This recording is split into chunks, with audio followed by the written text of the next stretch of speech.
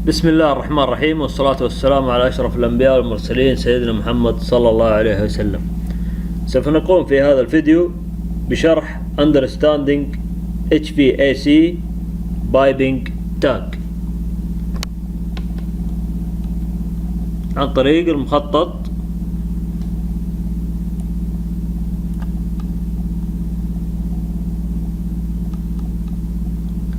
نروح على أنا نوت،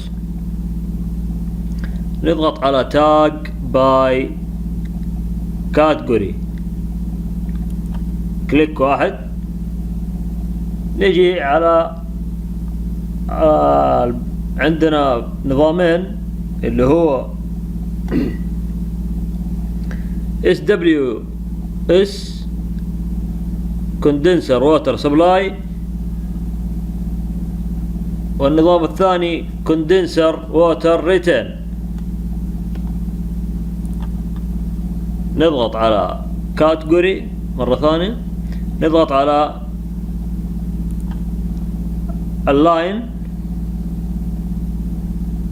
ضغطة واحدة. نلاحظ حط لنا تاج على نفس البايب بمقاس البايب. فرضا عندنا هنا ربع،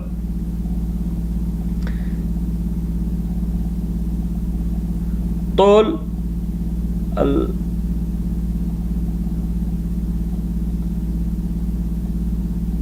الطول يكون ربع انش، نقدر نخليه فرضا 1 انش.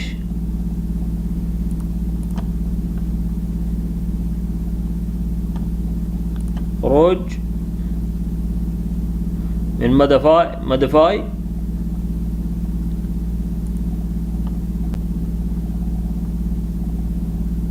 أنا نوت تاج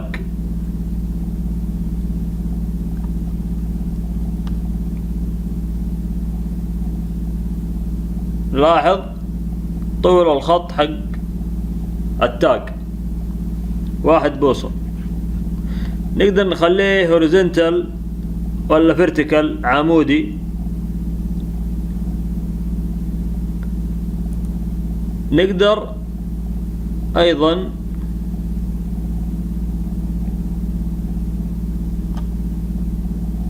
خلينا نصغر اللاين ربع بوصة،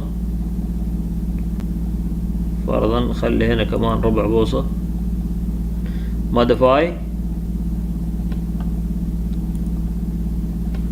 اوكي. نقدر برضو عن طريق انا نوت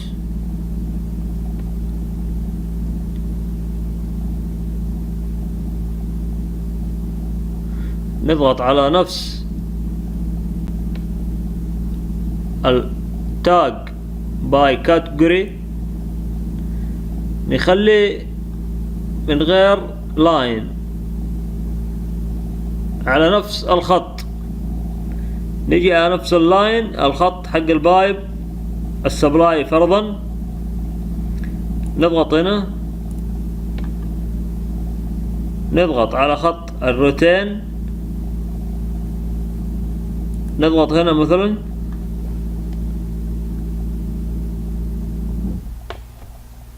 نلاحظ انكتب على نفس اللاين. طيب فرضا لو نبغى نطبع طباعة والطباعة ابيض واسود فرضا من غير الوان، فكيف نحدد بين الخط الازرق والخط الاحمر اللي هو السبلاي والريتن؟ عن طريق موديفاي، نضغط على نفس الخط الان تظهر المربع هذا، او هنا على الريتين نضغط فرضا على السبلاي، نضغط على edit family،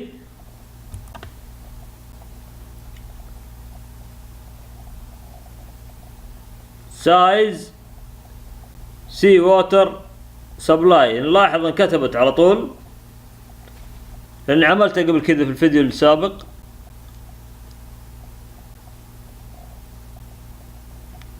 نقول له edit label، نجي نختار من هنا system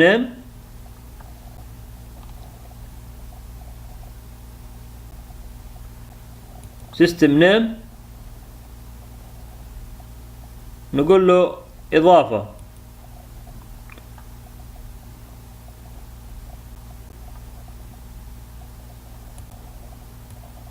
نغير السيستم نيم، نكتب SWC كما سويتها أنا في الفيديو السابق.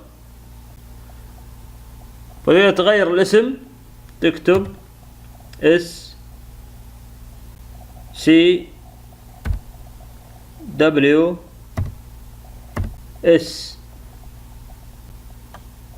اوكي، تقول له ابلاي ثم اوكي.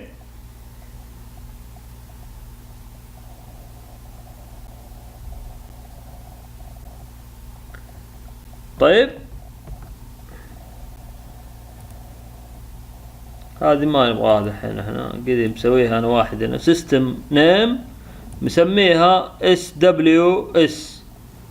CWS، نقول له ابلاي اوكي، يطلع لنا زي كذا. السايز هذه نبغى نشيلها نلغيها، نرجع مرة ثانية السايز نرجعها،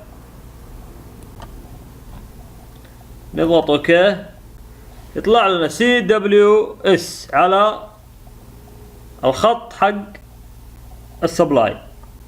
نقول له لود انتو بروجكت،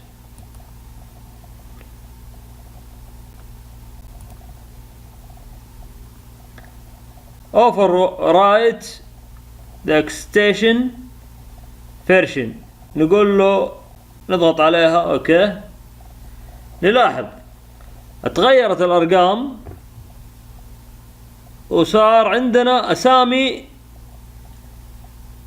الخطوط، حتى لو طبعت غير ملونة يبان اللاين هذا السبلاي CWS سبلاي، وخط الريتين CWR. كذا اتضحت لنا التاجات على البايبنج HVAC بايبنج تاج.